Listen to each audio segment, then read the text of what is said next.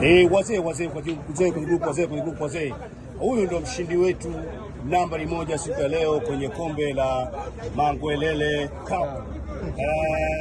Kijana wake Mangwelele hatimaye amemheshimisha wazee kwenye grupu wazee. Teddy B Adubwana ji tunalokula msumari. Niliwaambia nitawaletea kila aina ya matukio na leo mmepata matukio yote chini ya waratibu bora kabisa. Leka yuko bebeli kabisa kishuhudia namna gani ambavyo Mangwelele anamkabidhi kijana wake. Kwanza anapata nishani, mkabidhi kijana wako. Makofi mengi sana kwake jamani, bwana Mangwelele. Huyu ndo amesababisha watu wote tuwepo hapa siku ya leo. Anachukua kombe kabla kumpa mzigo kombe. Na huyo ndo mshindi nambari 1 bwana Dogo Shukuru.